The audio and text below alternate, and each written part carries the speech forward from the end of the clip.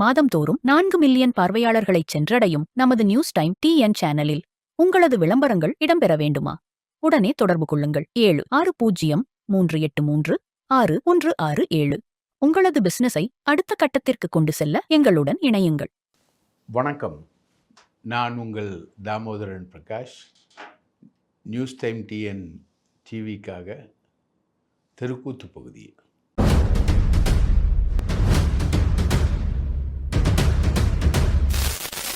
இன்றைக்கி Vijay say no to drugs அப்படின்ற ஒரு மரத்தானில் கலந்து ஓடினார். அப்போது ட்ரக்ஸுன்னு எழுதுறதுக்கு ட்ராக்ஸ்ன்னு எழுதினார், டிஆர்ஏஜிஎஸ்ன்னு எழுதினார். ஒரு முதலமைச்சர் ட்ரக்ஸு ஸ்பெல்லிங் தெரியலையே அப்படின்ற மாதிரி ஒரு பெரிய அளவுக்கு கிரிட்டிசிசம் வந்தது. இவர் எப்படி ஃபைல் பார்ப்பார், இவர் எப்படி கையெழுத்து போடுவார், இவர் எப்படி மற்றவங்க சொல்கிறத புரிஞ்சுப்பார், எப்படி ஸ்கீம்ஸ்குள்ளெல்லாம் இவர் வருவார் அப்படின்னு. விஜயை பொறுத்த வரைக்கும் எஜுகேஷன் வைஸ் ரொம்ப வீக்கான ஆளுன்னு அவங்க அம்மா தந்தி டிவி பேட்டியிலேயே சொல்லியிருக்காங்க. ரொம்ப ஆவரேஜ் ஸ்டூடெண்ட்டு, சொல்லப்போனால் பிலோ ஆவரேஜ் ஸ்டூடெண்ட் தான். அவருக்கு ப்ரொஃபஸராக இருந்த நம்ம ரபி பெர்னாட் கூட இதெல்லாம் மதில் மேலே உட்கார்ற பார்ட்டிங்க, லயோலா காலேஜில் மதில் மேலே உட்காந்து கிண்டல் அடிக்கிற பார்ட்டிங்க விஸ்காமில் அப்படின்ற. அவர் மேக்ஸிமம் படித்ததே +2 முடிச்சுட்டு விஸ்காம் ஒரு சில வருஷம் போயிருக்காரு, அவ்வளோதான் அவரோட எஜுகேஷனல் குவாலிஃபிகேஷன். எஜுகேஷன் வைஸ் ரொம்ப வீக்கான ஆள் தான் அவர்.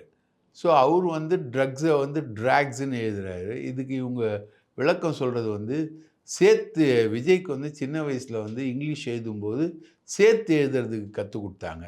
அப்படி சேர்த்து எழுதும்போது ஏவை யூஓ ஏ மாதிரி எழுதி சேர்க்குறாரு ஜியோட அப்படின்னு சொல்கிறாங்க. சார், யூன்றது இப்படி 2 கொம்பு நீட்டி நிற்கிறது சார், ஏன்றது ரவுண்டாக வர்றது சார். அவர் எழுதுகிற எழுத்தை ஃபுல்லாக வாஷ் பண்ணி பார்த்தாச்சு, அது ஏ மாதிரி தான் இருக்குது, யூ மாதிரியே கிடையாது. So say no to drugs, இதுதான் சிஎம் சொல்லக்கூடிய ஒரு செய்தி. இது ஒரு சைடு பெரிய அளவு பரபரப்பாக போயிட்டுருக்கு.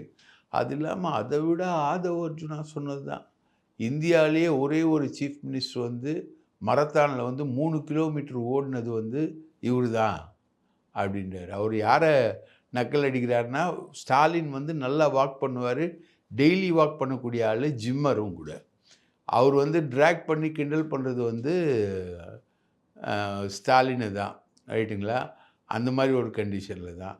ஆனால் கலைஞர் வாக்கே பண்ணாமல் வீல் சேரில் இருந்தே இந்த உலகத்தையே தன்னோட மூளையால் ஆட்டி படைத்த ஒரு சிஎம் கலைஞர், ரைட்டுங்களா? எம்ஜிஆர் நல்ல உடற்பயிற்சி எடுத்து நல்லபடியாக இருந்த ஒரு ஆள், எந்த விதமான கெட்ட பழக்கத்துக்கும் ஈல்டு ஆகாமல் ஒரு சிஎம்மாக இருந்த ஒரு நபர் அவர் தான். நீங்கள் சிஎம் எல்லாரையும் எடுத்திங்கன்னா ஒரு இன்டலெக்சுவல் குவாலிட்டி என்பது கலைஞர்கிட்டே இருக்கும், எம்ஜிஆர்கிட்டே இருக்கும், ஸ்டாலின்கிட்டேயும் இருக்கும், ஜெயலலிதாகிட்டேயும் இருக்கும். ஜெயலலிதா ஒரு வெல்ரெட் பர்சனாலிட்டி, நிறைய படித்த ஆள் அவங்க, அந்த மாதிரி இருக்கும். பட் ஃபிசிக்கல் ஆக்டிவிட்டீஸில் ஜெயலலிதா அந்த அளவுக்கு இல்லைனாலும் பாக்கி இன்டலெக்சுவல் குவாலிட்டிஸ் தான் முக்கியம். ஒரு முதல்வராக வர்றதுக்கு இன்டலெக்சுவல் குவாலிட்டிஸ் தான் முக்கியமே தவிர இது கிடையாது. இந்த ஃபிசிக்கல் ஃபிட்னஸ் இந்த விஷயங்கள்லாம் ஒரு ஸ்டேஜுக்கு மேலே தான் அவங்க முதல்வராக வர்றாங்க.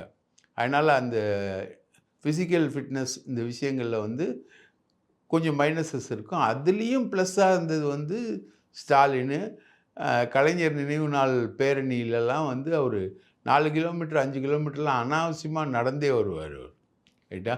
அவரோட நடக்கிறதுக்கு நம்ம கேஎன் நேரு மாதிரி ஆட்கள்லாம் ரொம்பவே சிரமப்படுவாங்க. சில பேர் ஏவாவேலு மாதிரி ஆட்கள் வரவே மாட்டாங்க அந்த நடைப்பயணத்துக்கு. ஆனால் ஸ்டாலின் அந்த ஃபிட்னஸை கரெக்டாக மெயின்டைன் பண்ணார்.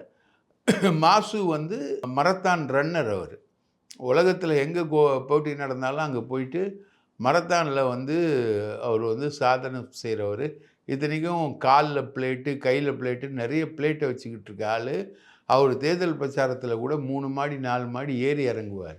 ஸோ அந்த ஃபிசிக்கல் ஃபிட்னஸ் சில பேருக்கு இருக்கும், ரைட்டு? விஜய்க்கு 3 கிலோமீட்ரு அவர் ஓடினார், வயசு 52, இதுவே பெரிய சாதனை அப்படின்னு ஆதவ அர்ஜுனா சொல்லி முடிக்கிறதுக்குள்ள ஃபரூக் அப்துல்லா.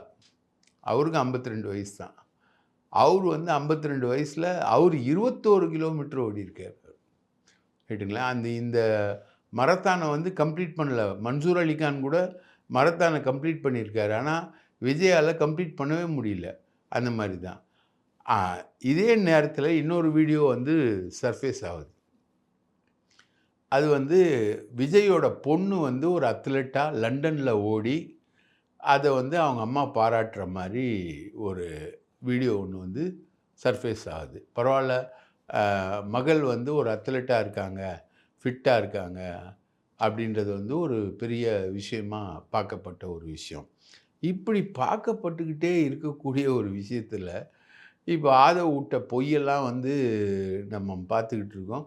இவர் வந்து ட்ராக்ஸ்ன்னு எழுதக்கூடிய விஷயத்தையும் நம்ம வந்து பார்த்துக்கிட்டு இருக்கும்போது, ஒரு அமைச்சருங்க, மனிதவள மேம்பாட்டுத்துறை அமைச்சர், பேர் வந்து தாம்பரம் சரத். இவர் வந்து ஒரு ஐபிஎல் மேட்ச்சு பார்க்க போகிறாரு. ஐபிஎல் மேட்ச்சில் மனைவியோடு பார்க்க போகிறாரு. இவங்க ஃப்ரெண்ட்ஸ் வந்து வீடியோ எடுக்கிறாங்க. இவர் வந்து மனைவியோடு உக்காந்துட்ருக்கிறத வீடியோ எடுக்கிறாங்க. அவரோட ஸ்டேட்மெண்ட் பிரகாரம் பார்த்திங்கன்னா கூட 2 வருஷத்துக்கு முன்னாடி அது அவன் உட்காந்து கொக்கைன் யூஸ் பண்ணுறாருங்க. அது அப்பட்டமாக தெரியுதுங்க, கொக்கைன் யூஸ் பண்ணுறாரு. இங்கே முதலமைச்சர் வந்து சே நோ டு ட்ராக்ஸ்க்கு ஓடுறாரு. அங்கே ஒரு அமைச்சர் வந்து கொக்கைன் யூஸ் பண்ணுற வீடியோ வந்து வெளியில் வருதுங்க. உடனே மறுப்பு போடுறாரு அவர். இல்லை, என் குழந்தைக்கு மருந்து வந்து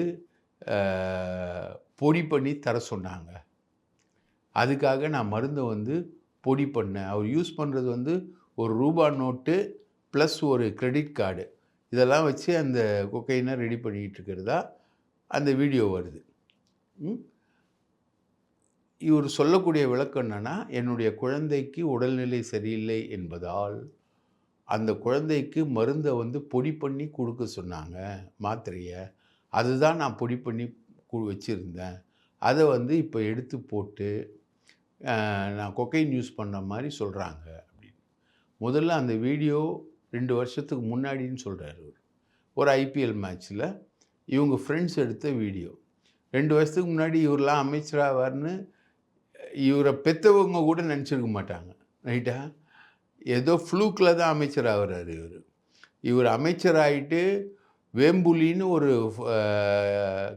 தாவேகாகாரம் பண்ண அநியாயத்தை, ஒரு பொண்ணை வந்து பொண்ணுக்கிட்ட தப்பாக நடந்ததை வந்து இவரும் அந்த ஸ்ரீபெரும்புத்தூரில் அமைச்சராக இருக்கார், அவங்க 2 பேரும் சேர்ந்து போலீஸ்கிட்ட மூடி மறைச்சாங்க. அதுதான் இவர் பண்ண சாதனை, சமீபத்திய சாதனை. அந்த கான்ட்ரவர்சி முடியறதுக்குள்ளே இவர் இப்போது வந்து ட்ரக் யூஸ் பண்ணாருன்னு மாற்றுறாரு. இவர் சொல்லக்கூடிய விளக்கத்தை வந்து நம்ம டாக்டர்ஸ் கிட்ட கேட்குறோம். ஏங்க, இந்த மாதிரி குழந்தைக்கு வந்து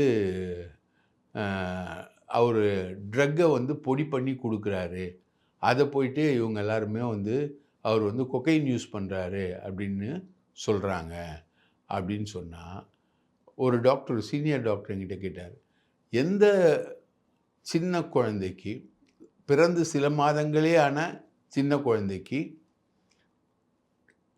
மாத்திரை போட சொல்லுவாங்க, மாத்திரையை வந்து கொடுக்க மாட்டாங்க, டாக்டர்ஸ் வந்து ப்ரிஸ்கிரைப் பண்ண மாட்டாங்க. மேக்சிமம் வந்து ஓரல், அதாவது டானிக் மாதிரி தான் வந்து அந்த மருந்துகள் எல்லாமே குழந்தைகளுக்கு வந்து இருக்கும். இப்படி மாத்திரைலாம் கொடுக்க சொல்ல மாட்டாங்க. 1. 2, குழந்தை பக்கத்தில் இருக்கா சீனில் அப்படின்னு கேட்டாங்க. குழந்தை பக்கத்தில் இல்லவே இல்லை. கேட்டால் மனைவியும் இவரும் தான் உட்காந்து ஜாலியாக கிரிக்கெட் மேட்ச் பார்த்துக்கிட்டு இருக்காங்க. குழந்தை பக்கத்தில் இல்லை. இவர் வந்து மாத்திரையை நசுக்குனேன்னு சொல்கிறாரு. எங்கே சேப்பாக் கிரிக்கெட் ஸ்டேடியத்தில் மாத்திரையை நசுக்குனேன்னு சொல்கிறாரு. அந்த மாத்திரையை நசுக்கிறதுக்கான கல்லை எங்கேருந்து எடுத்துகிட்டு போனார்? சேப்பாக் கிரிக்கெட் ஸ்டேடியத்துக்குள்ளே போகும்போது யாராவது கல் எடுத்துகிட்டு போக முடியுமா? அப்போது அவர் பவுடர் ஆக்குனேன்றது எந்த மாத்திரையை, எந்த மாத்திரை கொடுத்தாங்க, அந்த குழந்தைக்கு என்ன வியாதி? அந்த மாதிரி மாத்திரைகள்லாம் சின்ன சின்ன குழந்தைகளுக்கெல்லாம் கொடுக்க மாட்டாங்க. இவர் வந்து ட்ரக்கை யூஸ் பண்ணியிருக்காரு அப்படின்ற மாதிரி தான் சொல்கிறாங்க. இவர் அதை மறுக்கிறார். இது ஒரு சினாரியோன்னு வச்சுக்கோங்க. சிஎம் வந்து சே நோ டு ட்ராக்ஸு, இவர் சே எஸ் டு ட்ரக்ஸு அப்படின்ற மாதிரி ஒரு மினிஸ்டரே வந்து மாட்டக்கூடிய ஒரு விஷயம் என்பது வந்திருக்கு. 2வது பார்த்திங்கன்னா, ஜெகதீஸ்வரின்னு ஒரு அம்மா. அந்த அம்மாவுக்கும் கீர்த்தனாவுக்கும் தகராறுங்க விருதுநகரில். விருதுநகர் மாவட்டத்தோட பொறுப்பு அமைச்சர் வந்து ஜெகதீஸ்வரி. ஜெகதீஸ்வரி வந்து புசி ஆனந்த் வகைராவை சேர்ந்தவங்க, ரைட்டுங்களா? புசி ஆனந்த் ஆதரவு பெற்றவங்க. கீர்த்தனா வந்து ஆதவ் அர்ஜுன் ரெட்டியுடைய ஆதரவு பெற்றவங்க. கீர்த்தனாவுக்கு வந்து பெரிய அளவுக்கு இம்பார்ட்டன்ஸ் கிடைக்கிறதுக்கு காரணம் ஆதவ் அர்ஜுன் ரெட்டி தான். ஆதவ் அர்ஜுன் ரெட்டிக்கும் புசிக்கும் இடையில் பெரிய மோதல் ஓடிக்கிட்டு இருக்கு. இது தமிழ்நாடு முழுக்க வந்து நடந்துக்கிட்டு இருக்கு. இந்த மோதலோட ஒரு விளைவாக வந்து விருதுநகரில் நடந்த விழாவில் வந்து கீர்த்தனா பேரை பெருசாக போட்டாங்கன்னு சொல்லிட்டு அந்த கலெக்டர் என்ன விழானா, அது சிலம்பம் வீரர்களுக்கு பரிசளிப்பு விழா. அவர் கலெக்டர் பேர் வந்து சுகபுத்திரன் ஐஏஎஸ். அந்த ஐஏஎஸ் வந்து அப்படி போட்டாங்க. எப்படி அவங்க பேரை பெருசாக போடுவீங்க? நான் தானே இன்சார்ஜ் மினிஸ்டரு விருதுநகருக்கு, என் பேரை தானே போடணும் மேலே, அவங்க பேரை எப்படி போடுவீங்க? ஒன்று அவங்க பேரை போட்டிங்களான்னு சரி, 2த்தையும் ஈக்குவலாவது போடணுமேன்னு சொல்லிட்டு ஓப்பன் தகராறு. ஸோ இது வந்து புசிக்கும் ஆதவுக்கும் தமிழ்நாடு முழுக்க நடக்கக்கூடிய ஒரு விஷயத்தில் இது வருது. அடுத்தது ஐயுஎம்எல் எம்எல்ஏ பாபநாசம் ஷாஜஹான். இவர் வந்து ஒரு மோசமான டீமோட விருந்தில் கலந்துருக்காரு அப்படின்னு சொல்லிட்டு இன்னொரு நியூஸ் வந்து இப்போது ரெக்கை கட்டி பறக்குது. அதாவது இவர் வந்து இந்திய நாட்டு பாதுகாப்புக்கே உலை வைக்கக்கூடிய இலங்கையை சார்ந்த, இலங்கையில் நடந்த குண்டு வெடிப்பில் சம்மந்தப்பட்ட சில நபர்களோட ஒரு விருந்தில் பங்கு பெற்றார் அப்படின்னு இணையதளங்களில் நியூஸு பரவிட்டுருக்கு. அவர் வந்து சாதாரணமாக பங்கு பெற்றிருக்கலாம், அவருக்கு உள்நோக்கம் இல்லாமல் இருக்கலாம். ஆனால் இது ஒரு பெரிய விஷயம் இருக்குது சார். இந்த தாவேகா எம்எல்ஏக்கள் எல்லாருமே வந்து ஒரு 20-25 பேர் வந்து பல்வேறு விதமான குற்றச்சாட்டுகளில் உள்ளாயிருக்காங்க. கல்வி தகுதியை வந்து கம்மியாக சொல்லியிருக்காங்க. அதுக்கப்புறம் இது போல் குற்றச்சாட்டுகள் வந்து பலது அவங்க மேலே இருக்குது அப்படின்ற மாதிரி நிறைய விஷயங்கள் வந்து வெளியில் வந்துக்கிட்டே இருக்குது சார். அதில் வந்து இந்த சரத் வந்து ட்ரக்கில் போகிறதும், ஜெகதீஸ்வரிக்கும் கீர்த்தனாக்கும் நடக்கிற குடிமிப்பிடி சண்டையும், இந்த பாபநாசம் எம்எல்ஏ ஷாஜகான் மேலே வரக்கூடிய தேச பாதுகாப்பு தொடர்பான குற்றச்சாட்டுகளும் ரொம்ப சீரியஸாக இருக்குது சார் இவரது. இப்போது திமுக அடுத்தது வந்து நம்ம நேரடியாக திமுக சப்ஜெக்ட்டுக்கு வந்துடும். திமுகவில் வந்து ஒரு 5 அமைச்சர்களை குறி வச்சுருக்காங்க. ஏவா வேலுவை ஏன் குறி வச்சாங்க அப்படின்றதுக்கு ஒரு பெரிய பேக்ரவுண்ட் இருக்குது. ஏவா வேலு வந்து அமைச்சராக இருக்கும்போது ஆதவ் அர்ஜுனா வந்து ஐபேக் டீமில் வேலை செஞ்சுட்டு நம்ம மாப்பிள்ளை சபரீசன் கிட்ட போயிட்டு என்னை வந்து எம்பி ஆக்குங்க அப்படின்றாரு. அப்போது இது வந்து சுற்றி சுற்றி ஸ்டாலின் கிட்ட வரைக்கும் போகுது. ஸ்டாலின் வந்து அவர் எம்பி ஆக்குனா என்ன, ஆதவ் அர்ஜுனாவை எம்பி ஆக்கலாமா அப்படின்ற மாதிரி எஸ்ன்னு சொல்ல நோன்னு சொல்ல ஒரு சஜஷனை வந்து சபரீசன்கிட்ட கொடுக்குறாரு. சபரீசன் வந்து இவரெல்லாம் எம்பி ஆக்குனா என்ன ஆகுதுன்னு சபரீசனுக்கு அது பிடிக்கல. சபரீசன் ஸ்ட்ரைட்டாக நோ சொல்லாமல் அவர் என்ன சொல்லிடுறாருன்னா, அதுதான் இந்த ரெய்டுக்கே காரணம். அவர் என்ன சொல்லிடுறாருன்னா, உங்களை எம்பி ஆக்கிறது ஏவா வேலுவுக்கு பிடிக்கலங்க, ஏவா வேலு மிக கடுமையாக எதிர்க்கிறாருன்னு. ஆக்சுவலாக இந்த விஷயம் ஏவா வேலுக்கே தெரியாது. ரைட். இவர் வந்து எம்பி ஆக்கிறதுக்கு வந்து திமுகவில் எதிர்ப்புனோன்னா இவர் வந்து நேராக விடுதலை சிறுத்தைகளில் போய் சேர்றாரு ஆதவ். விடுதலை சிறுத்தைகள் தலைவர் தொல் திருமாகிட்ட என்ன சொல்கிறாரு, ஏவா வேலு தான் என்னை எம்பி ஆக்க விடலன்றாரு. திருமாவும் ஏவா வேலுவும் வந்து மந்த்லி பெட்ஸு, இந்த கூட்டணி கட்சி தலைவர்களுக்கெல்லாம் மாதம் மாதம் அமௌண்ட்டு கொடுக்கறது ஏவா வேலுவோட வேலை தான். இவர் போய் அவர்கிட்ட அமௌண்ட் வாங்கிட்டு வருவார் திருமாவளவன். அப்போ வாங்கிட்டு வரும்போது, ஏன்னா நீங்கள் வந்து ஆதவ் அர்ஜுனாவை எம்பி ஆக்க வேணான்னு சொன்னீங்க அப்படின்னு அவர் கேட்க, நான் அந்த மாதிரி ஒரு விஷயமே சொல்லியா, இது எப்படி வந்தது அப்படின்னு சொல்லிட்டு ஏவா வேலு இன்வெஸ்டிகேட் பண்ணும்போது இது வந்து சபரீசன் பண்ண விளையாட்டு இது சபரீசன் சொன்ன நோ. சபரீசன் சொன்னது கரெக்டு தான். இவரெல்லாம் திமுக சார்பில் எம்பி ஆக்குனா என்ன ஆகுறது திமுக? திமுகன்ற கட்சியே காணாமல் போயிடும்.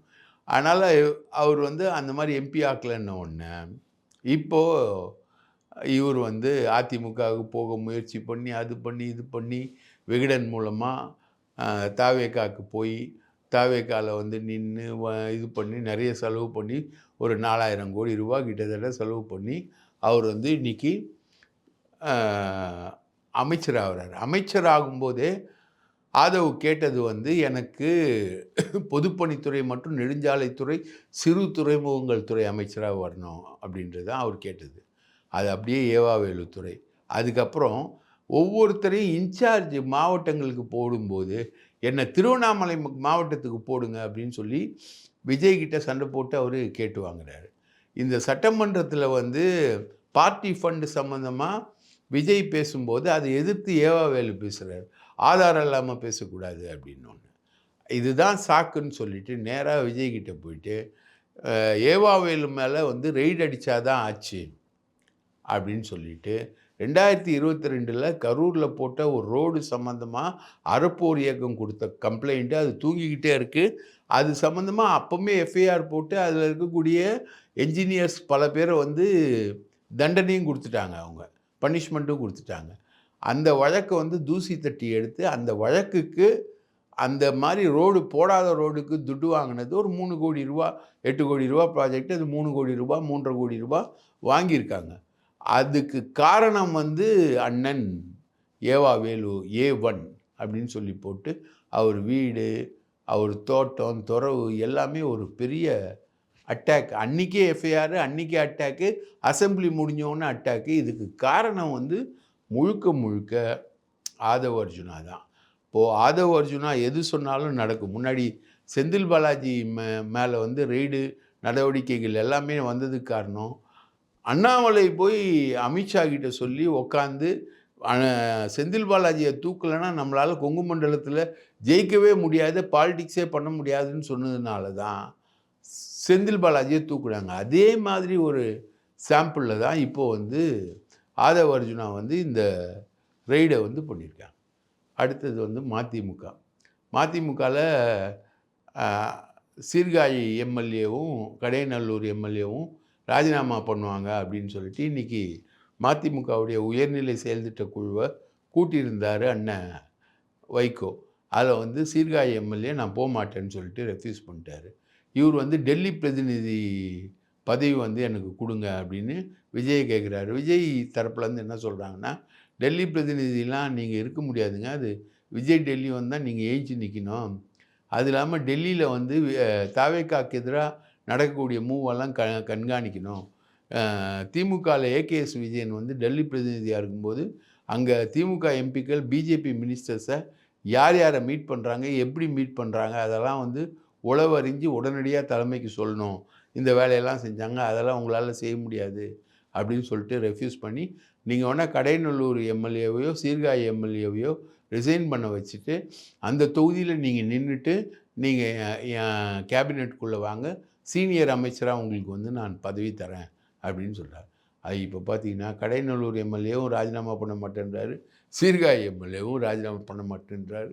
மொத்தத்தில் இப்போது வைகோக்கு வர வேண்டிய சோஃபா வந்து இனி வந்து அந்த தங்கங்களோட வருமா அப்படின்றது வந்து ஒரு பெரிய கேள்விக்குறியாகுது இந்நேரம்.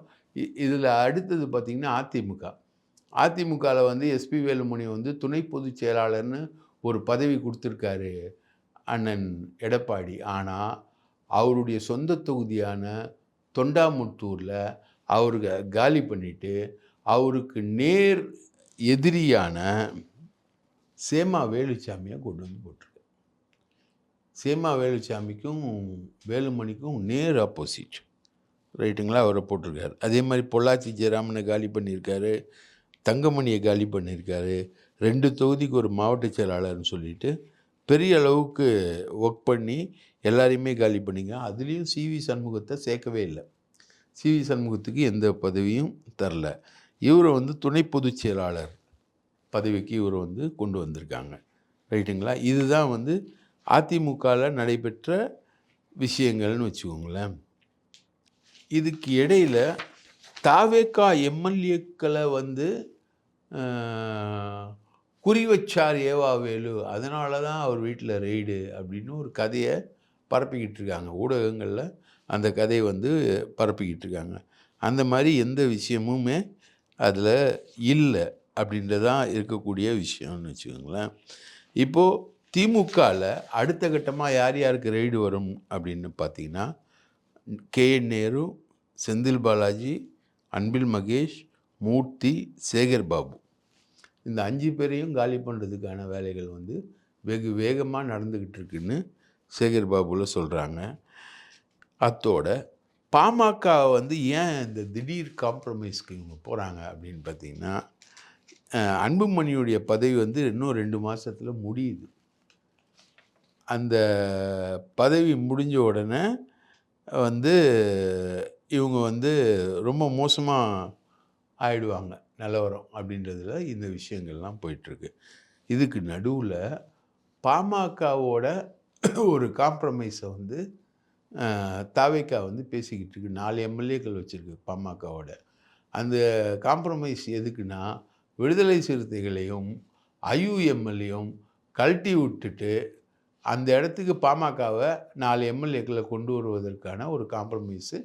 அவங்கள வச்சுக்கிட்டே இருந்தால் கூட இவங்களை கொண்டு வந்து இவங்க கூட்டணியில் இணைச்சிட்டாங்கன்னா இது வந்து ஒரு பெரிய கூட்டணியாக இருக்கும்.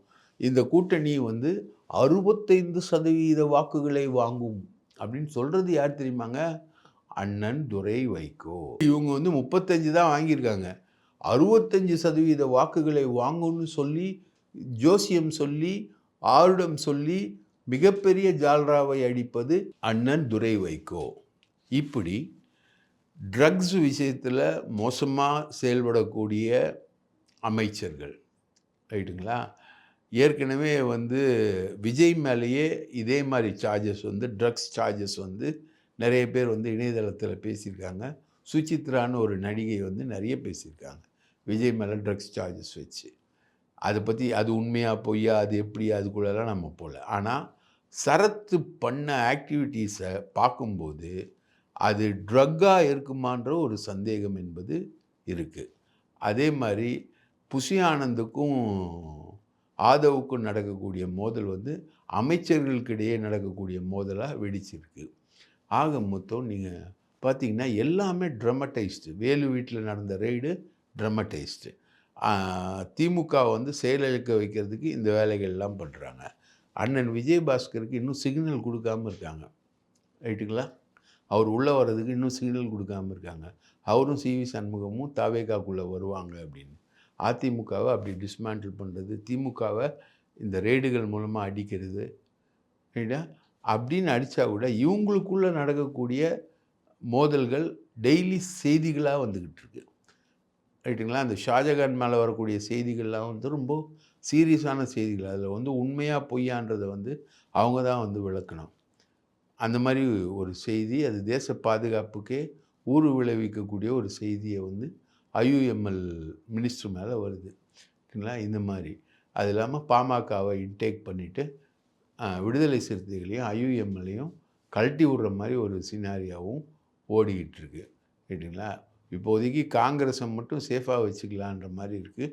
அந்த காங்கிரஸ் மினிஸ்டர் விஸ்வநாதன் மேலே வரக்கூடிய போக்சோ குற்றச்சாட்டுக்கள் வந்து மிக சீரியஸான விவாதமாக அகில இந்திய மீடியாக்களில் எடுக்குது. இப்போ நான் சொல்லிக்கிட்டே வந்ததில் பார்த்திங்கன்னா எத்தனை மினிஸ்டர்ஸு, எத்தனை பேர், அவங்க மேலே எத்தனை விதமான அலிகேஷன்ஸு எப்படி எப்படிலாம் வருது அப்படின்றத வந்து நான் லிஸ்ட் அவுட் பண்ணியிருக்கேன், ரைட்டுங்களா? இதெல்லாம் வந்து எந்த உள்நோக்கத்தோடையும் சொல்கிறதில்ல. வரக்கூடிய தகவல்கள், பகிரப்படக்கூடிய தகவல்கள், அதில் இருக்கக்கூடிய ஃபேக்ட்டுகளை விசாரித்து நம்ம செய்தியாக்கிக்கிட்டு இருக்கோம். நன்றி, வணக்கம்.